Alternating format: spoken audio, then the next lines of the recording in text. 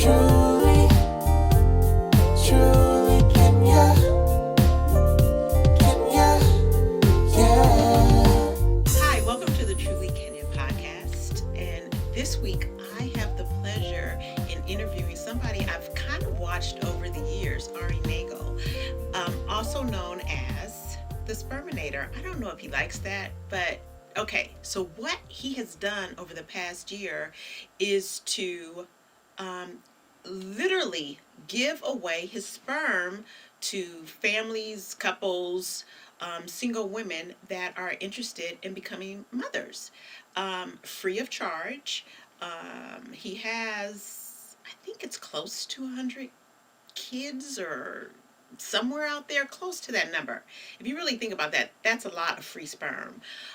But he agreed to talk to me, and I'm really excited. And it's just another one of those interviews that we can hopefully keep an open mind about, and we get to learn about Ari. And when you see him, you're going to be shocked because he probably does not look how you would think a guy that's walking around giving away free sperm would look. Okay? So, with that, let's welcome Ari. Hi, Ari. How are you? Yeah. What what does a guy who gives away free sperm look like? Yeah. Well, Ari, actually, I'm just like, don't go down to the police station and start paperwork on me or anything. But you're a handsome guy. I don't think I thought you would be handsome. Sorry, no offense. I did not think handsome, but you're a handsome guy. Thank you. I think it would be a very cute baby if we had a baby together, right? Would that be fair to say? Yeah, but you would have no time to see the baby. You got all these kids everywhere. I mean, it would just be me.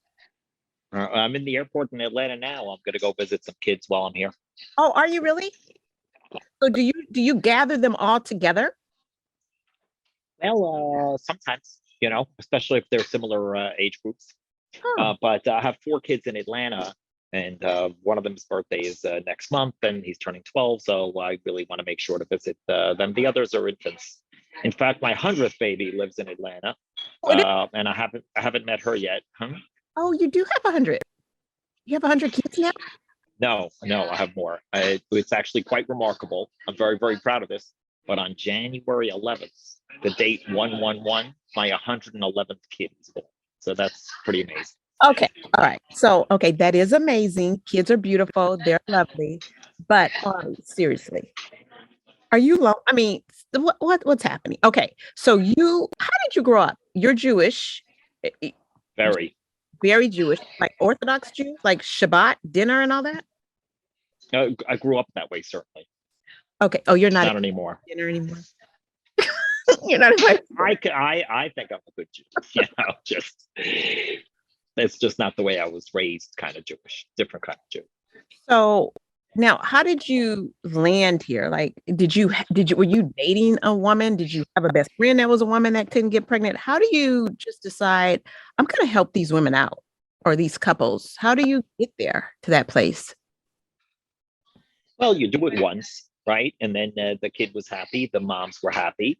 So you do it again, and Is this someone you knew, or did you do it like, how did you come well, across it first? well, I had a son that was not a donation. And Okay. of course, I loved him very much, Yeah. and I knew how much joy he brought me. Yes. So there was a lesbian couple asking me for help to grow their family, Yeah. and of course, at the same time, I also wanted to grow my family because I'm from a big family. I have 4 brothers, 2 sisters, and I just always envisioned myself having a big family, but maybe not with the mother of my son. So this was like an avenue and sort of a way, and I think it's dynamic. So maybe the reasons why I started is not necessarily the reasons I continue. I think the desire to grow my family was probably the reason I had my second and third and fourth child. But then after you reach a dozen, and there's really no desire to grow my family anymore. But I just know how many families I was able to help grow, and how much joy I was able to bring to so many people. How does your son, you said you had a son, how does he feel about the other siblings? Like I know you consider them like you're going to somebody's party, your kids. Does he consider them like siblings like you would consider your sibling. This boy that I'm visiting here in Atlanta, he has a relationship with him. They've met a whole bunch of times, and of course, he's the big brother. So I think his younger brother looks up to him. And they message each other. This obviously one's in Atlanta, one's in Brooklyn, so they don't really get to see each other often. Yes. But they do. In fact, I contemplated maybe if he wanted to tag along for this trip. I'm really here not to visit my son. I was here to help a couple who woman tested positive yesterday for ovulation, so she asked me to fly out. So I just bought the ticket last minute and flew out. Yes. So I thought about maybe having him tag along. The ticket was only $100 last minute. But anyway, I cheaped out. And it's supposed to be a big nor'easter in New York. So I was like, oh, let's go to Atlanta for the weekend. I'll get out of it. So have you ever been married or like in a serious relationship? How do you have? Well, I have been married a few times. I married some of the moms for religious reasons, legal reasons, family reasons, but never really a marriage that you would envision. So my last marriage was in August of 2019. And I was just in a country where you couldn't use a fertility clinic unless you're married. So I had flown out to this country in Asia in June of 2019. And the 3 days that I flew out there, she was on her period. And I said, listen, if you don't know when your cycle's coming, I can't be flying out to Asia every month if we don't know when you're ovulating. We need to use a clinic. So she looked into it, but we had to get married. I said, no problem. I'll come back in August, we'll get married, and then we'll go to the clinic. And that's what I ended up doing. It was a long process, actually, because I remember I had to go to the U.S. Embassy in the capital to get an affidavit saying that I was single. Then I had to go to the Ministry of Foreign Affairs to get it certified. Then I had to go to the translation services to get it translated. Then I had to go to the courthouse to get married. Then I had to go to the clinic to freeze the sperm. And that process took 3 weeks. But during those 3 weeks, she said, Ari, I think I'm ovulating right now. And we ended up trying on our own. And she ended up getting pregnant, and we had a child. Try, or did you do, here's the cut? Yes. Well, that was my last child that was conceived the old-fashioned way. Generally, I try not to. But here I felt like, well, I'm basically married to her. I mean, sleep with your wife. Yeah. What's interesting is that we didn't need to get married. We didn't need to get married because she ended up conceiving just fine on her own. And I didn't need to go through this whole process of going to the fertility clinic. And I was like, oh boy, that was a big waste. But of course, who knew? Because I didn't know until I left Asia that ended up working. Yes. But it worked out well because she wanted another child, and it was during the pandemic, and I wasn't able to fly out there during the pandemic because this country was shut down. But she had all this sperm frozen from her husband that she was then able to use. So now we have 2 children together. Of course, the second one was conceived through IVF. Yes. Okay. Well, how much is too much? Like, it's one thing to say, here, I'm going to donate, or I don't want to even say donate. I'm going to buy free sperm, specimen for you, but you're willing to get married and do all these other things. I mean, come on. Are you really that selfless? I mean, at what point do you say it may not work? Like the whole marriage thing. Well, I appreciate. Yes, thank you. But the thing is that you're looking at the sacrifice. But she did reimburse me for my flight. And she hosted me for a few weeks in Asia. I was getting massages all the time. I mean, like I was enjoying. I mean, it wasn't like she was asking me to go to Siberia in the winter. I was going to like a beautiful country, and I had a great time. And she hosted me, and we were going over dinners, and I was going to lots of temples and all the fertility temples in Asia. We went to all that. I mean, it was a pleasant experience. And sometimes you meet someone and you get a little invested in their journey, and yes, it's a lonely journey. And sometimes you feel for them, and you really just want to make it work. It's hard because the pandemic, and of course, I'd very much like to go back to Asia and have a few kids in Asia. Last in 2021. I had 31 kids born. I had more kids born in 2021 than any other year. And I think partly it was because of the pandemic, but I had 31 kids born on 4 continents. So we're talking about, that's all basically pandemic babies, because flights just got so cheap that I was able to travel more. My work was moved online. In fact, before I met you, I did a Zoom class with my students while at the airport. So is this really very transactional to you? Like, is there no like feeling for it? To say you had those many kids in 2021, like, I mean, and you've done it so long and you have so many kids, like now just I mean, if you ask any of these 31 moms, yeah. well, there was some twins in there. Okay, I had twins in Africa, twins in Europe, but if you ask any one of these, my point is that it may not be 31 moms, but there was 31 kids born. Yeah. But if you ask any one of them what their greatest purpose in life was, they wouldn't even hesitate. I mean, I'm sure I could probably ask you that same question, and they wouldn't hesitate to be like, "Oh, that's my baby girl," or "That's my baby boy," or "This is my child," and then knowing that, all right, that I was able to help play a role in helping her achieve her greatest purpose in life, it's quite rewarding. Even if it's not financially rewarding, it certainly makes me feel good. I wonder if okay, so it's always yes for you. If someone asks, it's always a yes. Have you ever said no? I don't think you'll be a good mother, or you don't have to say it out loud, but no, you are a Looney Tune. I do not want to be connected to that. Or is it ever a no? Um, Yesterday, there was how don't we just talk about this week? I had some, uh, first of all, I got a call from a guy, and he said, "You have a baby with my ex-wife, and I want you to know that she's schizophrenic and she's going through an episode. You need to take the baby for a month while this episode goes through its course." And of course, I had no idea. I didn't know she was so, and now I need to find coverage for this baby. He says you have to protect the baby.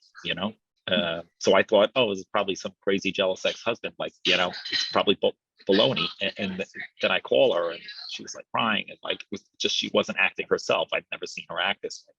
Of course, I'm on the road, but you know what? I shared this story with a few of the moms, and every single one of them said, literally without hesitation, "Oh, I'll take her. Oh, let me take the baby. I'll take the baby for a month. No problem. I do that for you." So that's one questionable. It's interesting because when she asked me for the baby initially, she was living in somebody's car. And I said, "What are you going to do? You can raise the baby in the back seat. This is not appropriate. But you need to find housing." So it was like, I felt like I was being responsible, and then she ended up finding housing, and then I ended up helping her, and she conceived right away. Anyway, then I had another woman who reached out to me this week, and with some good news, she got a positive pregnancy test.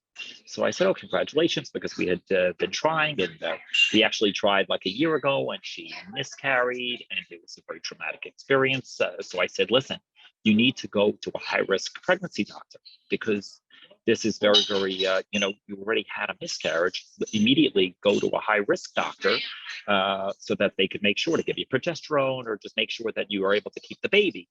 And then she was like, "Well, it wasn't really a miscarriage. I had changed my mind last time you gave a baby, and I got an abortion." She had told me it was a miscarriage, but really it was so she asked me to conceive. We met, she got pregnant, and then she said, "Oh, it's not the right time," and then had an abortion.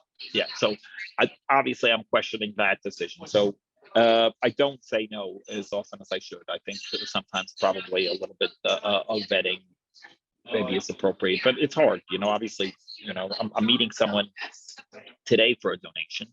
I met someone yesterday for a donation, and it was a lesbian couple. One of them is a schizophrenic, and I was like, "Holy cow, that's so weird," because I just found out another one of my moms is schizophrenic, but she wasn't the one carrying. She said, "Oh, I don't want to do that. My partner's going to carry the baby because I'm schizophrenic. I don't want to have a child." Anyway, but she has a website, schizophrenia.nyc, and she's very a vocal advocate for schizophrenics. But today, the couple is a little bit better. Than some of the stories I shared. Than some of the stories that I shared. Obviously, I'm this woman living in a car, and this other woman that had an abortion. After trying to conceive, and this is a married couple. It's a heterosexual couple. The husband doesn't have a high sperm count or got a vasectomy. I don't know what the situation. She told me. I just don't remember the details. But whatever it is, they need my help. So I'm going to meet them. It's funny because I flew out to Atlanta to meet them. And they live like 2 hours from the Atlanta airport. I'm going to drive to meet them. And they were like, we'll just meet at a Love's gas station. And I'm like, wait a minute, I came all this way. I just let me get to your bathroom. But, it's a sensitive thing when there's a heterosexual couple, there's a father involved. Maybe they don't want me to know where they live. And that's okay. Okay. So we never met, okay. So it's understandable that they'd be concerned. Okay. So somebody reaches out to you, you decide, yeah, I'm willing to help you. So how does it work from there? So you go into the bathroom and you come or whatever, you produce a sample or donation or whatever. You produce, what are we calling it? You produce sperm, and then you just like in a little, like that little cup you pee in at the doctor's, like, what are you putting it in? Like, how is it working? Sorry. No, it's okay. It's funny because I was once in, but my sister was getting something from my trunk, and she saw tons of these urine specimen cups in the back of my trunk, and she was like, "Why do you have so many urine specimen cups? That's so weird." So I said, "No, that's not for urine. That's for sperm." And she's like, "Well, that's even weirder." Yeah. No, most of the time I'm not using a regular cup. I'm using a menstrual cup. Like a Diva cup or a soft disc. It's less than yeah. Women use it instead of their tampon. It's better for the environment. It's also it has some advantages, and they have a disposable model or they have a reusable model, but the disposable one, it costs like 79 cents. Oh my They God. sell they sell a 14 pack. Well, women are using it for their cycle. It's not meant for fertility. Okay. So women use it for their cycle, and it's just a little soft cup. You stick it inside your body, and it holds the blood from spilling out. But it could also, if I put my sperm in there, they could put it in and it holds the sperm close to the cervix and gives them a little bit of an advantage, as opposed to maybe using a syringe. Where if I was meeting her at a Love's gas station, Right. and then she was going to try and put it in a syringe, she really would need to lie down to get the sperm in there. Here, she could just put one foot up on the, Yes. pop it in, and then she'll be on her way, and she doesn't have to worry about the sperm. And it works the same basically as if we did it the old-fashioned way. There's no advantage to using one method over the other. As long as the sperm's in there, it'll swim where it's supposed to be. Oh, okay. So just because we're talking about old-fashioned, are you like in a relationship right now? Like,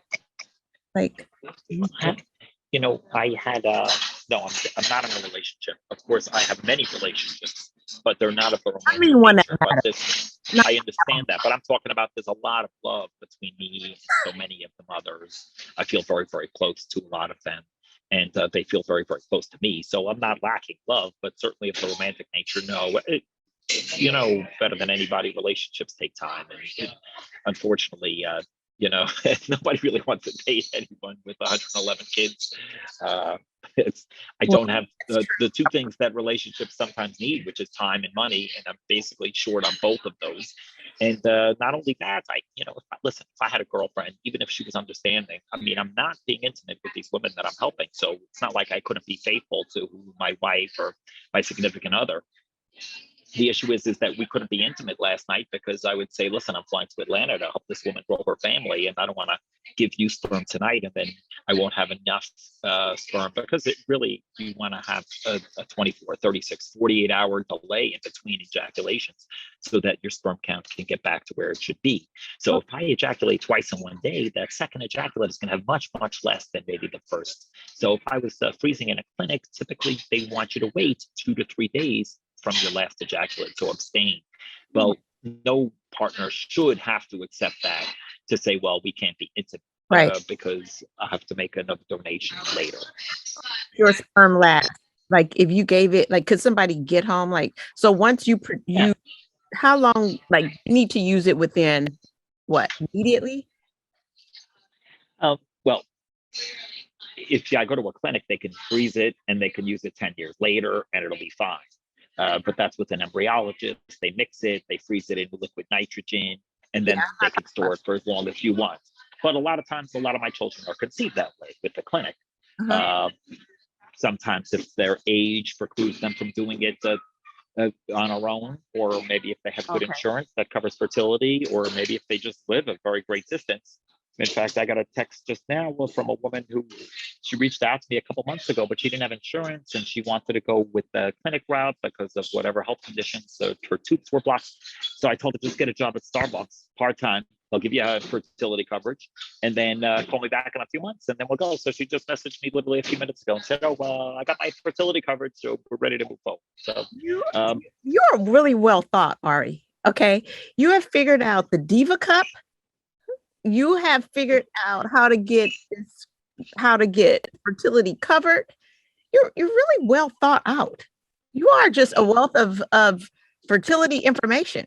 But I want to ask you, like, okay, so you said like if you were in an intimate relationship, dating, had a girlfriend or whatever, you like, no, I can't do it or whatever.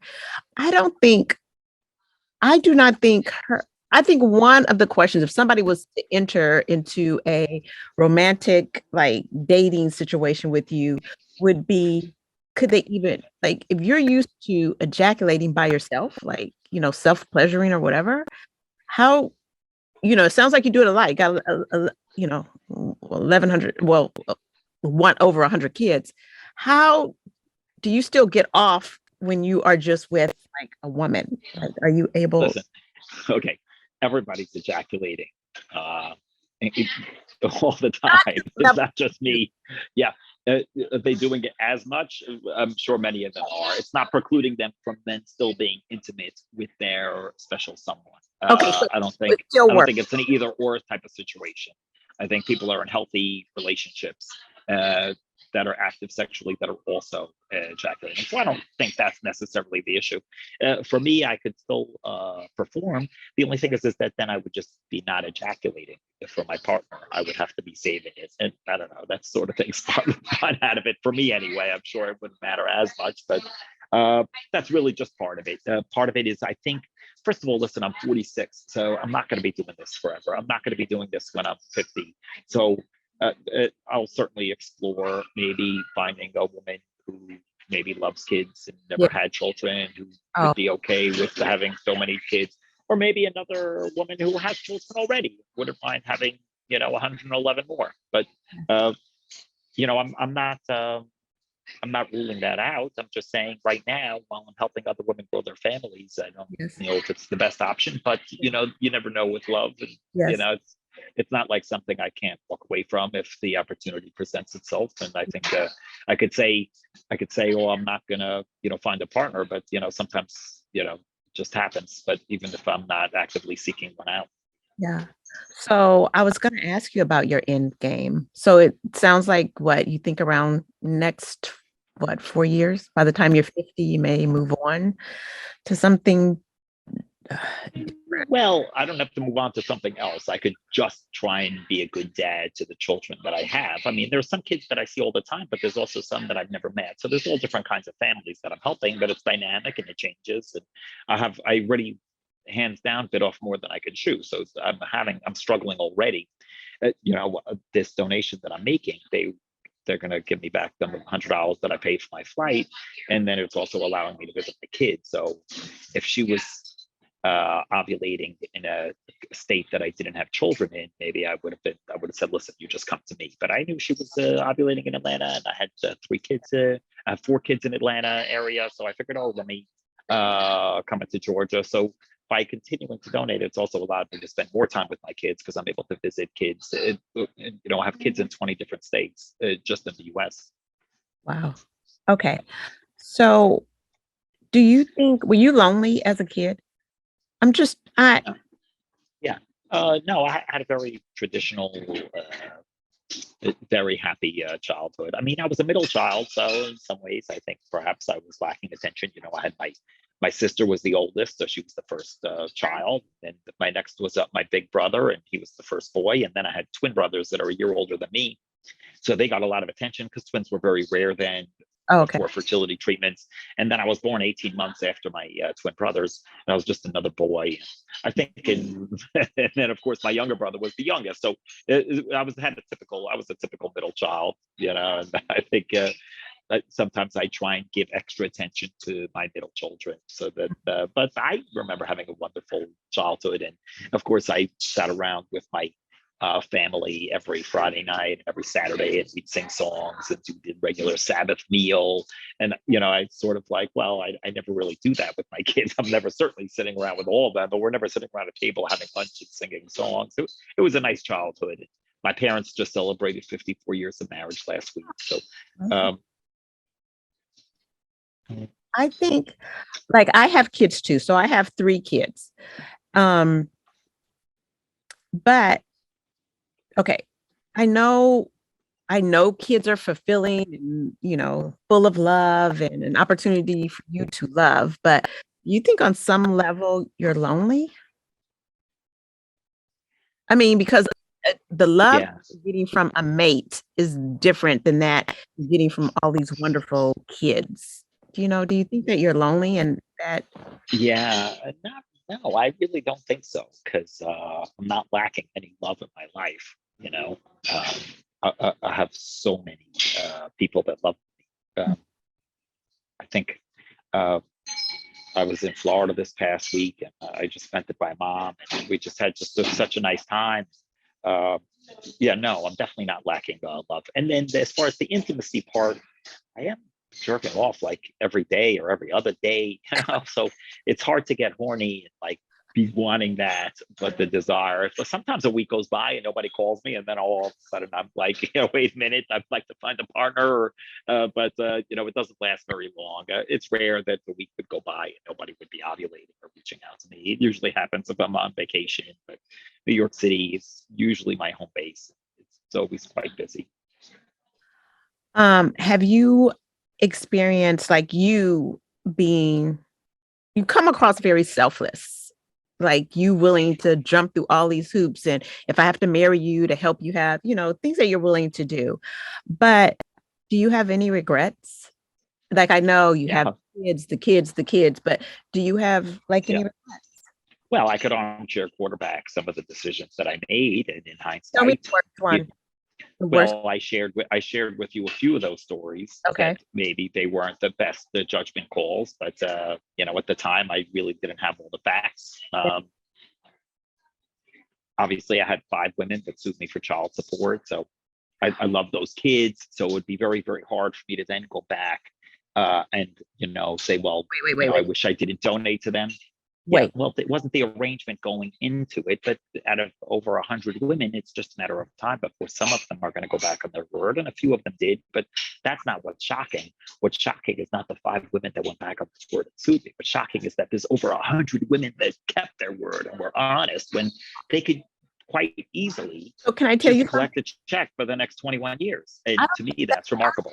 Yeah, I don't think the over is shocking. If you give somebody your word, you should be able to expect that. I think the 5 are shocking that you did something to help them and then they would sue you. Were you like, wait, what's happening? You know what I mean? Like, what Listen, there's some of these women that I'm upset very, about very that? attached to. Do you know who's the most upset about it? Who? It's Me. not me. No, What? it's not you. It's the other moms. The other moms are livid. They feel like that's unforgivable. They I feel know. very protective over me, and they get very, very upset. And it's part of the reason that I struggle financially. So sometimes it bothers me that I'm not able to help some of the. Listen, here's the thing, it doesn't matter. I would have given the money to my kids anyway. But maybe instead of giving half my salary to these 5 moms, I would have just distributed it perhaps a little bit more equitably, or I would have helped maybe the ones that just really needed it. I had a mom this week who said, can you cash out me $20 and I'll pay you back tomorrow? And I'm like, it's like, I mean, the kid's 2 years old, and it was the second time she asked me for money, and it was a $20 amount. It's like, that those are the kinds of requests where I want to be able to step up to the plate and maybe do more. Obviously, I have this woman who's going through an episode now. I'd very much like to be able to say, well, hey, I got you. Let's put the kid in daycare for a month, and I'll help out. Things like that. I have a mom who had a stroke. We have a 3-year-old together. She was an amazing mom.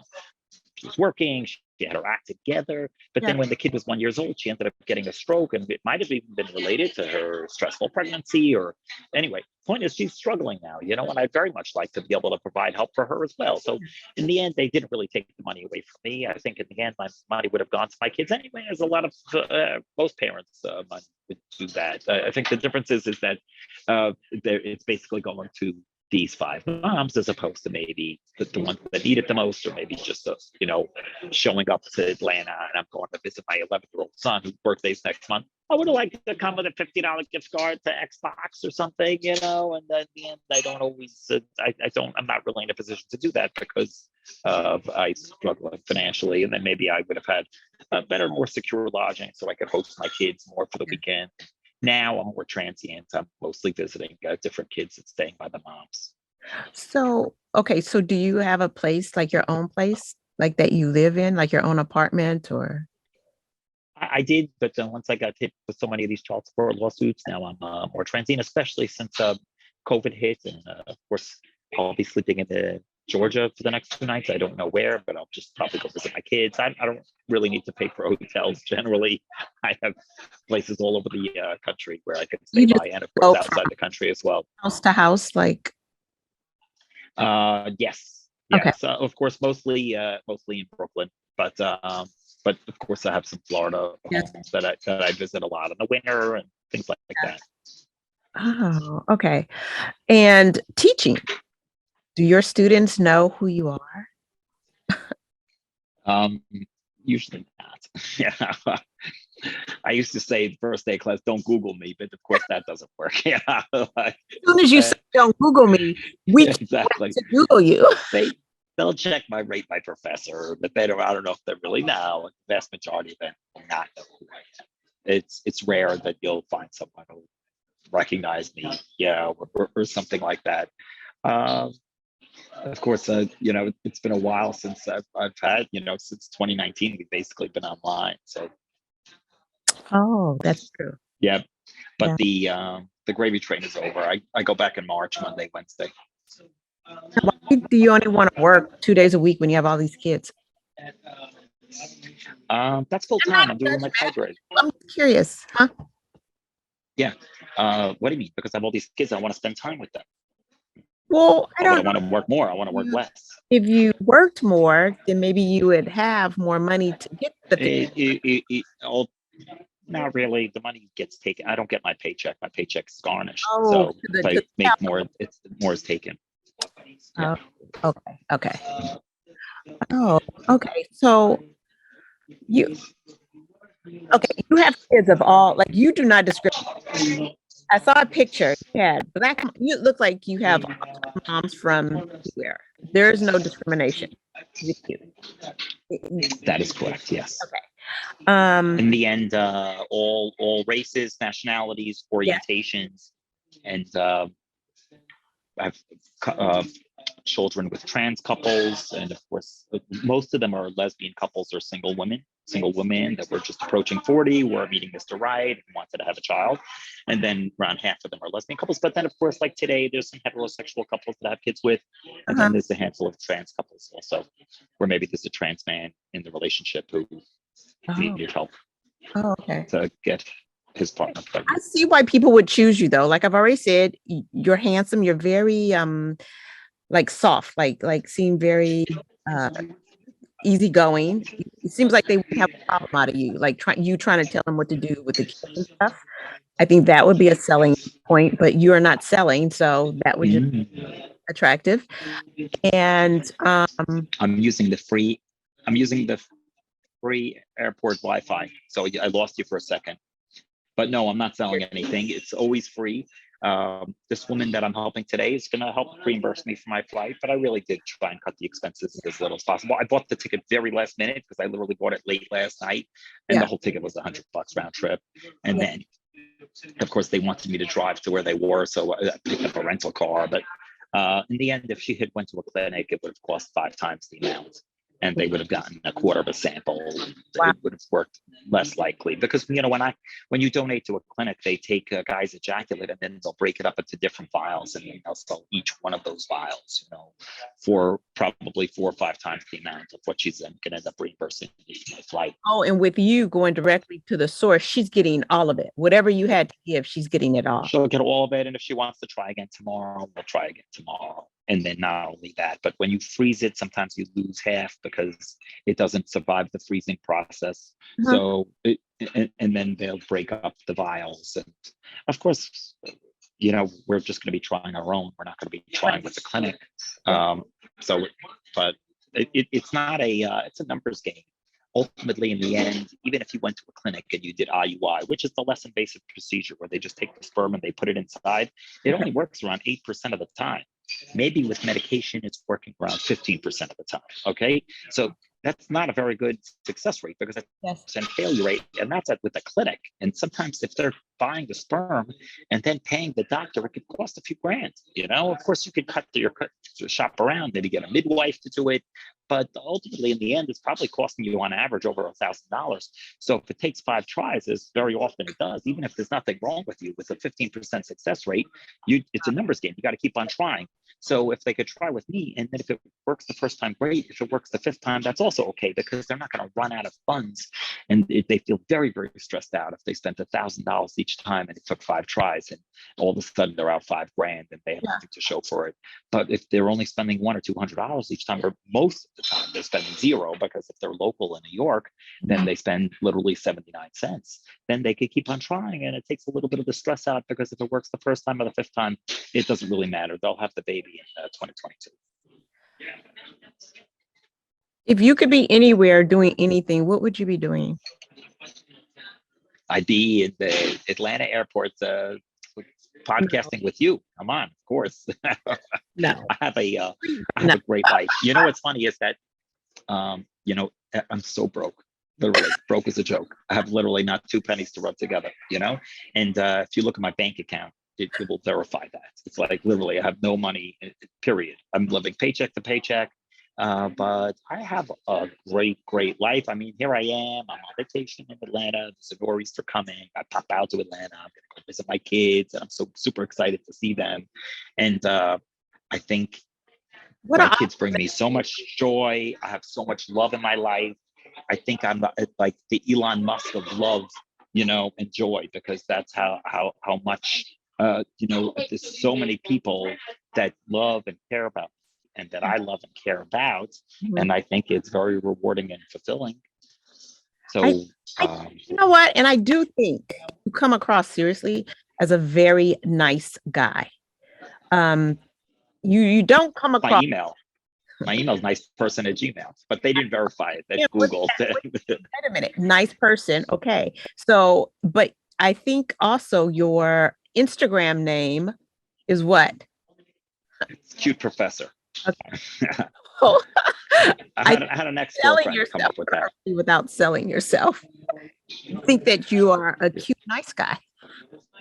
Yeah, exactly. Well, in the end, you get what handles available. I had actually Jewish guy at Gmail. I had that email, and then I had nice person, so I gave it to my friend, and then he forgot the password.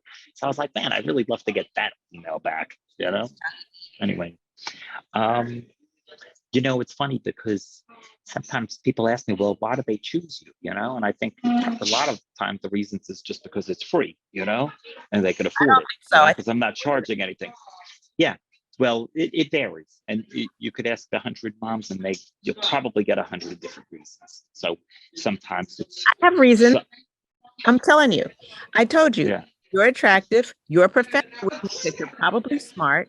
You're easy. You seem easygoing. Like, if somebody had a conversation, he's easygoing, and you're not trying to control the situation. You can literally have this baby and say, Ari, I want you a part of the life, or I want this, or I don't want this, and she's not going to have any happiness from you. That's what I think is the attraction. Yeah, I think you hit a lot of the points, and listen, I'm very tall. Some people. Oh, how tall are you? Well, not very tall, but I'm 6'2", so sometimes they're like tall. This woman I helped yesterday was like 4'11" or something, and she's like, we need some tall jeans here. I have blue eyes, and you'd be surprised how many women just want the blue eyes. Yeah. And then of course I'm good at math. Sometimes they're just bad at math, and I'm a math professor. So like, oh, we need our kids good at math. I don't have the math gene. You need. Sometimes it's religion related because I'm Jewish, and we're like, well, I'm Jewish. I want to Jewish, so the reasons are vary. So Yes, I was yes. once doing an interview with Reuters, the news agency. They were calling me. They were writing some article, and then I said, "Oh, I'm right next to this woman from New Mexico who just flew in to pick up some sperm. Do you want to talk to her?" So they were like, "Sure." So I passed her the phone, and the first question they asked is, "Why did you choose Ari?" And her answer was, "Oh, because he lives far." And I didn't want anyone near my town. I wanted someone on the other side of the country where he's not going to bother us. I was like, all right, that wasn't the answer. I usually, sometimes I had a woman who said, well, you have a very big heart, because you're so giving, and I want my child to have a big heart. And he's so giving. And I was like, that was very deep, it was a little deeper than maybe something physical. But I don't really care if my kid is good at math, and I don't care if my kid is tall, and I don't care if my kid has blue eyes. I don't care if my kid is Jewish. Obviously, I don't really care about any of those things. The one attribute that I'd like to give to my children is just my happiness. I'm a happy guy. And I think that is the most important thing, because I don't really care if my kid becomes a mathematician or plays for the NBA. I want my kids to be happy. I think that's really all you want for your kids. And I think that's my greatest quality, is that I am happy. So what do you think about people that think that you are dangerous, that you are just... Yeah, I had a woman message me today that she was like, "Oh, are you mentally healthy?" I was like, well, I don't know. My mother thinks I'm crazy, so I don't know. It's debatable. Yeah. Oh, maybe buddy, can I trouble you? Excuse me, can I trouble you for another glass of wine? What's the magic word? Please. Anything. Thank you. Anything. Yeah, anything. Right. Like the airport lounges. I got a credit card that gets you into the lounges for free. Okay. And I don't even have that credit card. I have a friend who has the credit card. He's like, Ari, I'll let you on. And then he just gives me free lounges, but nobody abuses it more than me. I'm like in these lounges all the time.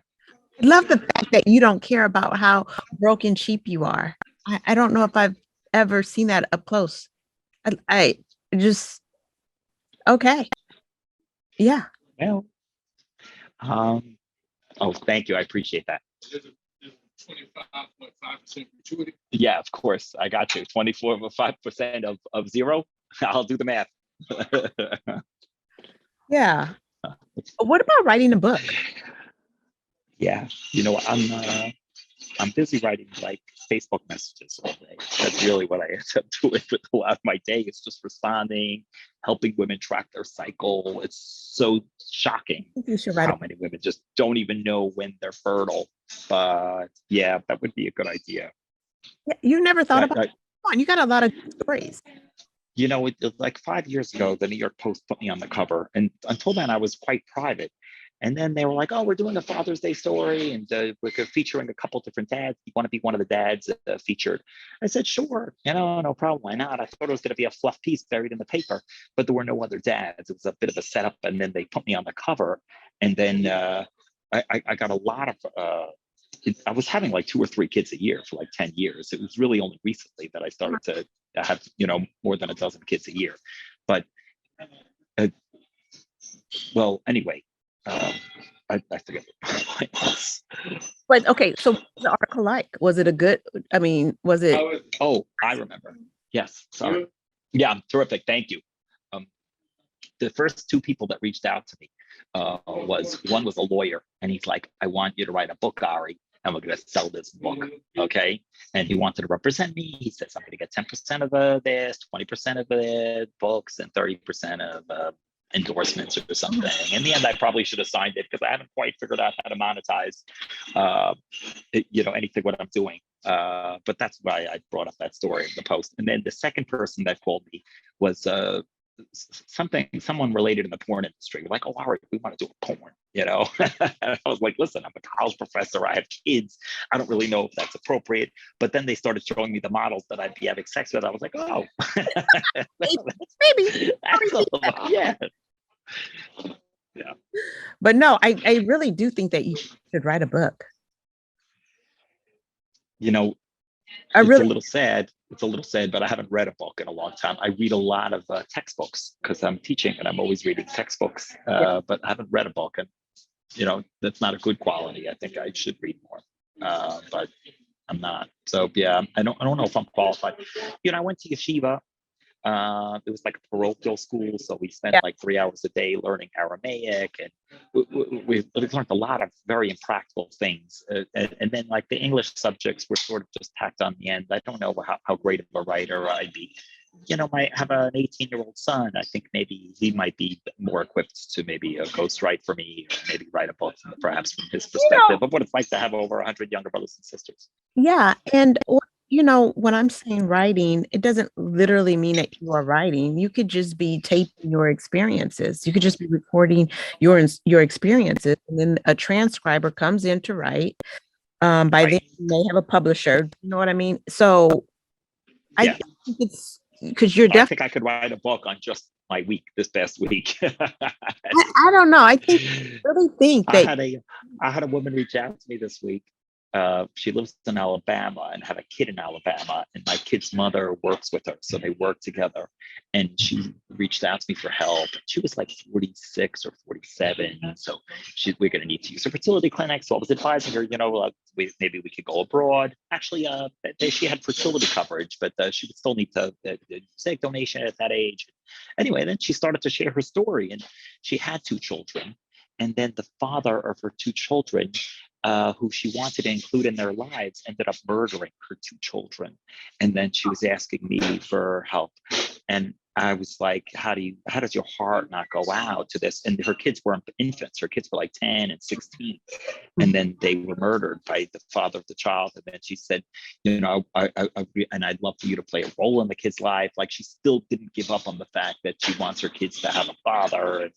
And anyway, so that just story stuck with me because it was just so moving. What do you And then you hear stories like that all the time. What do you think you're going to do?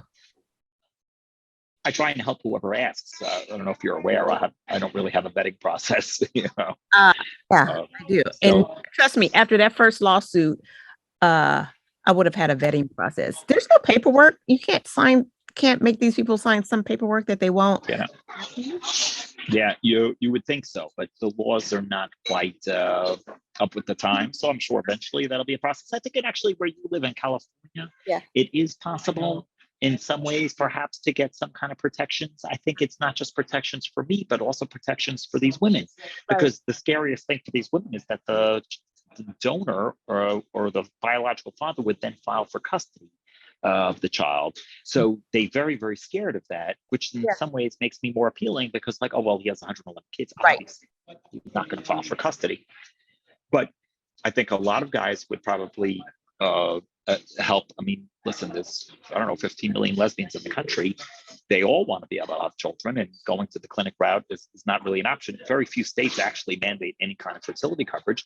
California mandates some kind of fertility coverage, as well as 15 other states, but the vast majority of them don't. So they end up coming out of pocket. It's just, they exhaust all their funds. A lot of times they reach out to me after they exhaust all their funds in the fertility clinic, say, we have no money left. Can you please help us have a child? And it's really an equality issue, because there's just no reason that a lesbian couple should have to jump through all these hoops. But even if we did end up going to a clinic, we never go as donor. That creates a whole host of problems. I end up just going as a partner, which then is just going to offer me much less protection. Because if I go as a donor, I have a woman that just got pregnant. She's in her first trimester in Orlando, and I ended up going as her donor because she said, listen, I work for Walgreens. We have full fertility coverage. What's the difference? Let's have you come as a donor. But then when I went to the clinic, they were like, made me jump through so many hoops because I was going as a donor. So I had to get a letter from my doctor saying that there's no evidence of anal intercourse. And I was like, what? I got what doctor do I go to? Anyways, I called my friend. I said, could you please write me a letter saying that you inspected my anus and there's no evidence of anal intercourse?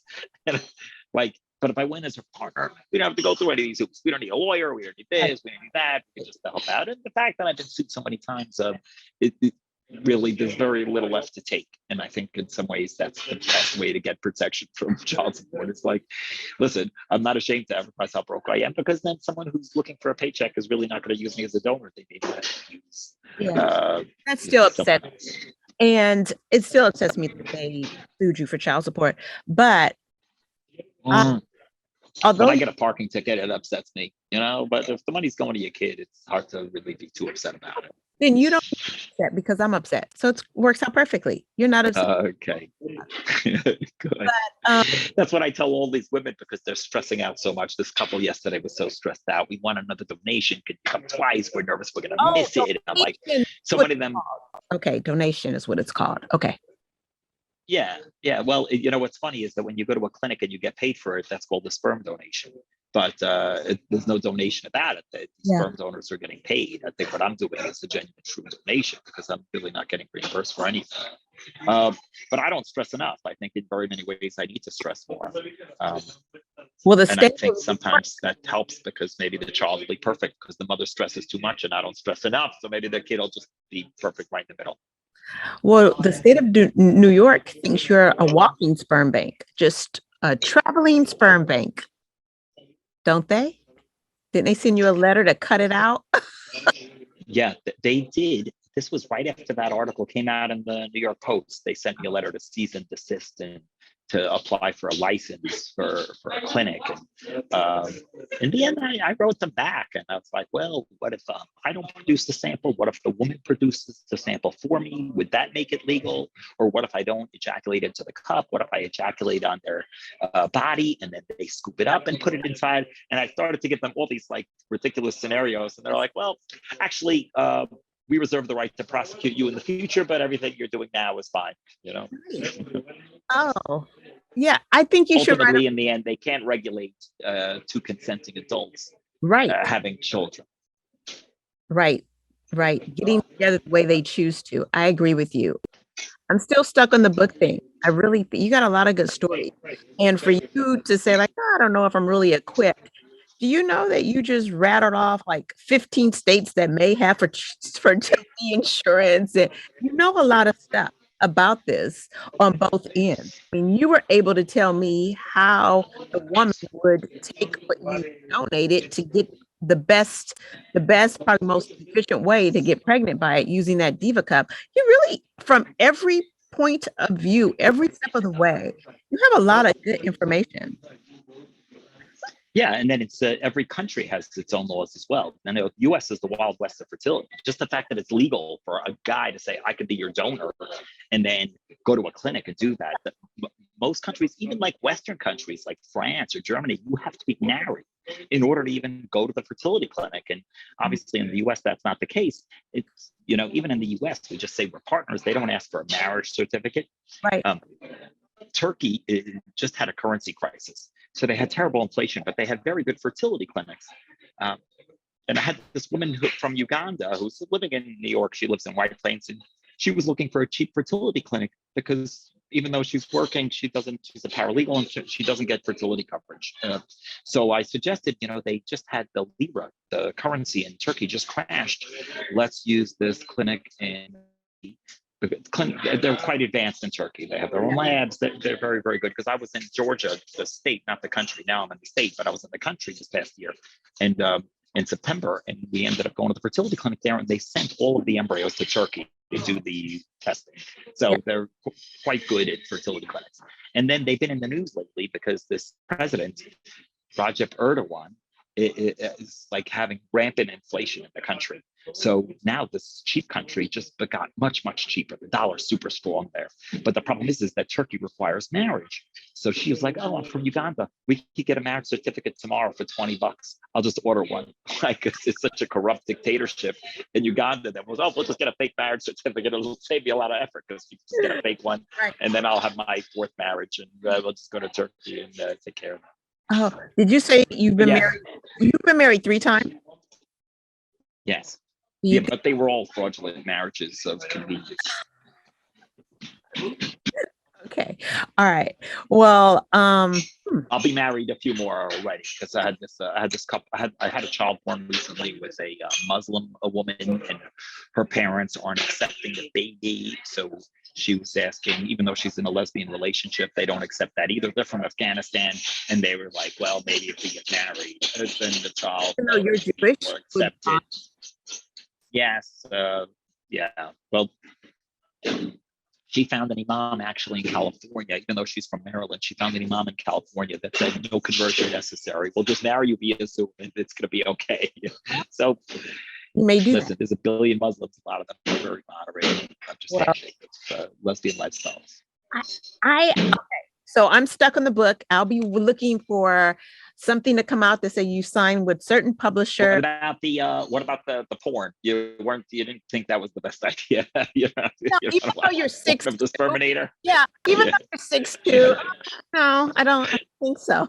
I think money is in the book. Yeah, the book. Of course, and I agree. And also, I have a lot of kids, and they look up to me. I don't need them watching porn. I'm sure that wouldn't be appropriate. I totally agree with you, and I think listen, the story's dynamic and it's changing, and I gotta find the time, and that's something that I don't really have a lot of. But yeah, I do have. I think just going through my phone and looking at the I have a documentary coming out this year. Oh, you do? Yeah, because I have 3 kids in Israel, and Israel's a very paternalistic country, so they have free IVF treatments for everybody in the country up until the age of 45, unlimited. So you can have as many as you want. Mm-hmm. So because of that, I had a lot of requests to go to Israel to freeze, and I had frozen for 6 different women. Yes. And then when this New York Post article came out, some Israeli newspaper wrote an article based on that article. Even though they never interviewed me, they lost some of the facts and maybe said that I have a lot of children in Israel instead of a lot of children in America. But anyway, it didn't matter. The Ministry of Health saw this and said, wait a minute, we're putting the kibosh on. They just contacted all the clinics and said, any sperm of Ari Nagel, destroy it, throw it out. We're not helping them. And obviously, it's bizarre because I've been going to dozens of countries. I mean, obviously, I had kids in 4 continents this past year. I'm allowed to go to any country in the world and have children except my ancestral homeland, Israel. That's the only country I can't go. So this woman, one of them was so upset that they would throw out my sperm that she ended up suing me. It went to the district court, then it went to the Supreme Court, and it went all the way to the Supreme Court of Israel. And so this couple heard about the case, and they started to film me in Israel, and they made this documentary. But of course, once I was banned from Israel, then they ended up just coming to the U.S. and making the documentary mostly in the U.S. So that's coming out this year. Of course, documentaries don't really pay anything, but I'm still excited to watch it. And then sometimes I get money on this book, but I am going to watch the documentary. Some publisher's going to come to you to have to write a book. I mean, it's just I'm good. Thank you. I'm working on it. Yeah. Sorry. That's okay. Yes, I agree. I agree with you about the book. I have a lot of people approach me about reality shows, but I don't know if I quite have as much drama as maybe a reality show needs. Yeah. Maybe if they want to make it. Then it just exposes so much of the tactics of you, how you're meeting these people, how you are exchanging the donation. I don't know. That may work against you. Then other states are getting involved because they see exactly how the operation works. Do you know what I mean? That's just a thought. I don't know. Especially maybe when you turn 50, when you say, I may be done with this, maybe at that point. And maybe that's when the book, I don't know, but I just definitely see a book and a little movie in your future. You have a lot of good stuff. Now, I will say this, I think we've answered everything. Do you think that you've said everything you wanted to say? You're really interesting. And I think there's more. I just got to figure it out. Yes, there is more. Listen, there's 111 very distinct stories there of different families. And every single one of them has a unique story. Some were ex-girlfriends, but every single one of them has some kind of journey that they ended up going through. So, yeah. Something, and I can't figure it out. The book would have to have 111 chapters. And then, of course, I have 15 women currently pregnant right now. So that's a couple more chapters that I would need to include. Yeah. But just in terms, I can't wait till you're 50.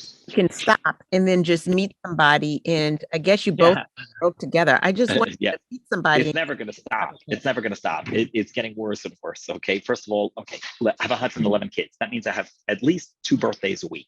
Okay, so I got 2 birthday parties a week that I'd like to at least be able to play a part of for most of them. So it's going to be involving a lot of traveling.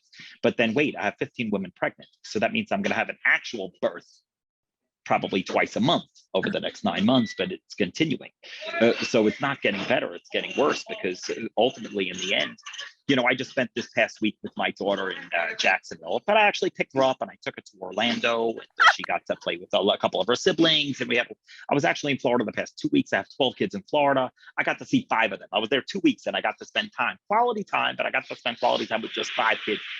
Every single one of them cried when I left. They were like, take me to New York. I want to go see snow. Or, it broke my heart to leave them and see them so sad, because they all deserve a full-time father. And I'll never be able to be as good of a father to my kids as my father was to me, who's able to provide for me, not just the time and tuck me in at night and tell me bedtime stories. Here, I did it for a week.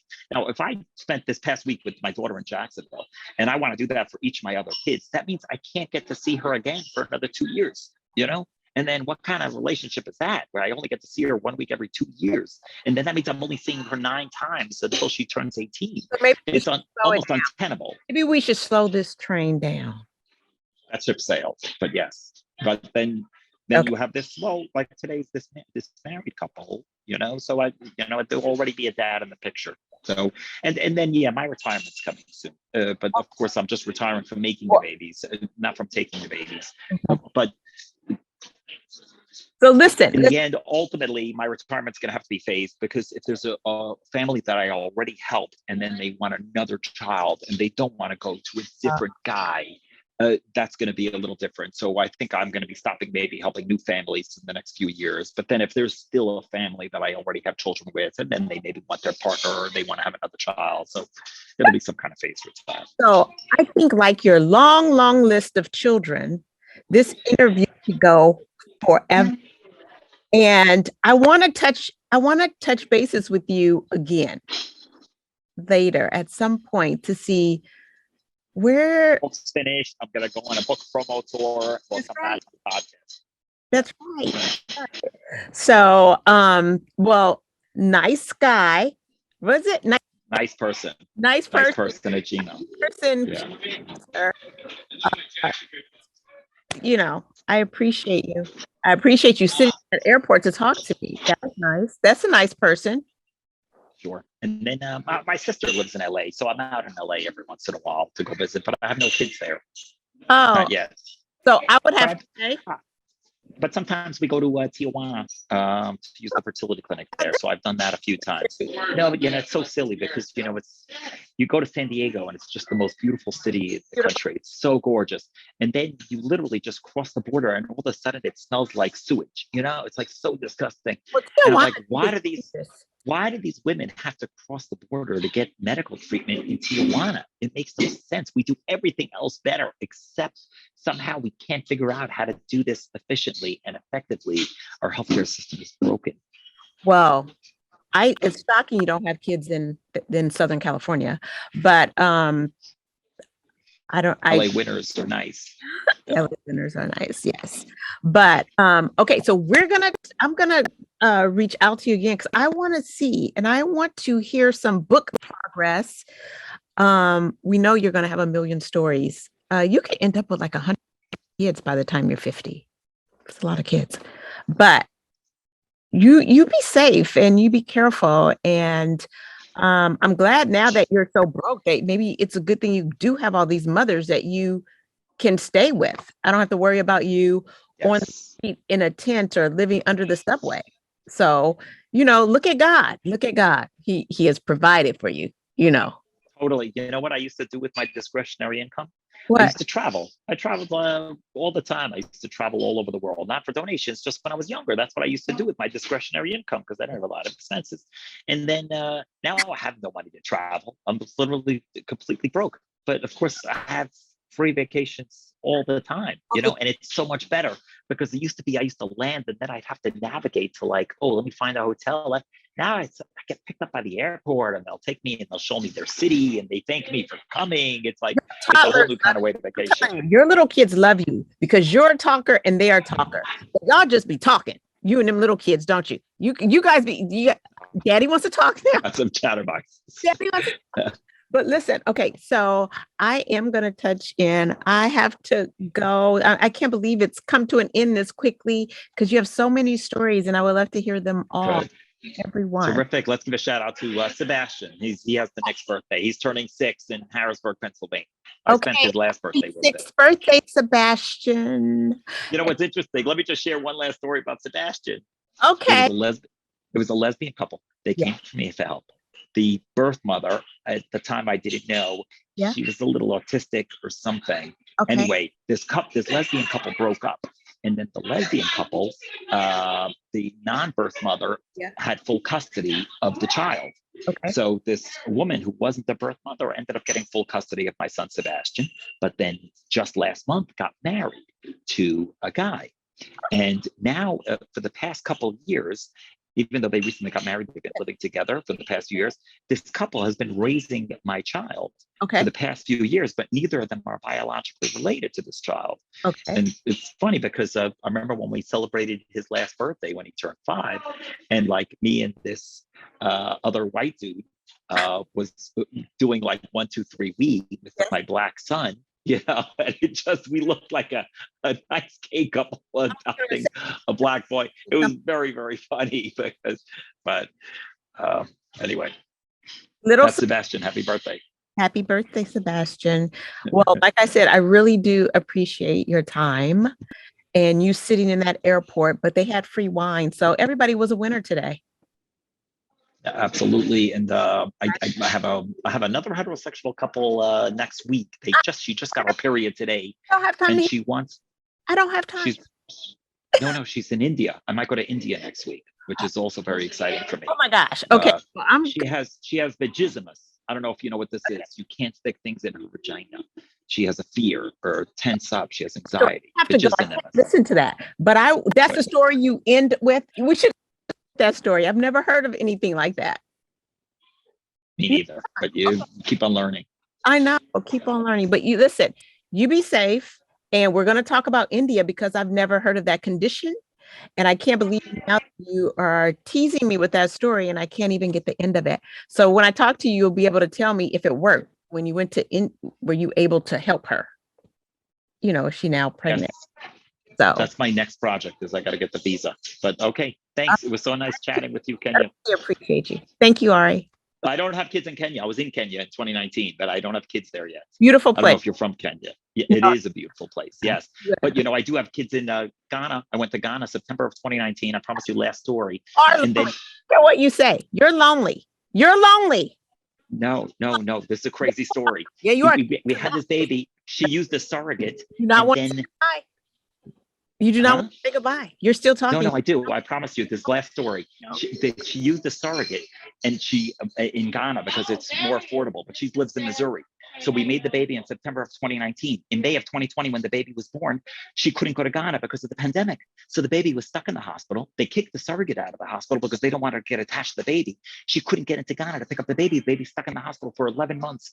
Finally, 11 months later, she gets to the hospital. She picks up her baby and meets her baby for the first time. She goes straight to the U.S. Embassy in Accra. Said, I want to take my baby home, give my baby a U.S. passport. They said, sure, just do a paternity test. She's like, I can't do a paternity test. It's not my baby. I'm not biologically related to the baby. So she's like, Ari, you got to come to Ghana and do a paternity test. I say, I can't go to Ghana. I have no more pages in my passport. They won't issue me a visa. So I ended up finding a place in New York to do the paternity test. They said, yeah, it'll be $500. I show up there. They say it's $750. I said, you told me $500 over the phone. They said, yeah, that's for Guyana. You're going to Ghana. Ghana's $750. I said, that's bullshit. But they said, the guy in front of me was doing Haiti and they were charging him $1,100. So I was like, oh, $750 is not so bad. I just got the U.S. passport. She'll be coming to the U.S. next week for the first time.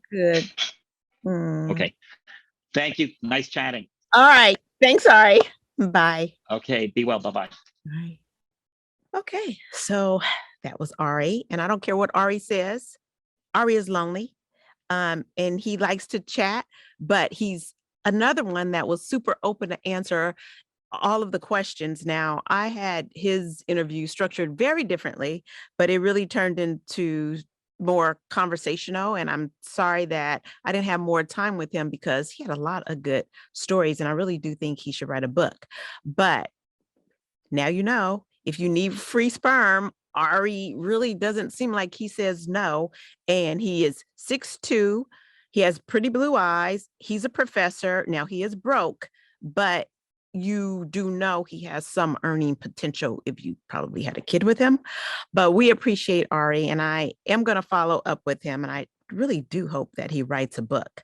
So you can probably, Ari Nago is his name, and you can probably find out more about him and his story if you Google. And I'll have their information, his information somewhere, his socials on this video. But thank you.